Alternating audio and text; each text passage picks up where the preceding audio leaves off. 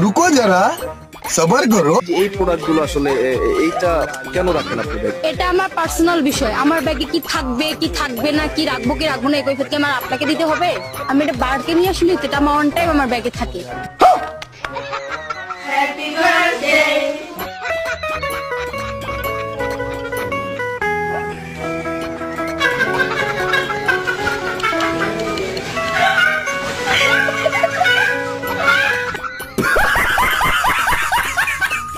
সময় গেলে সাধন হবে না, ওরে মন, সময় গেলে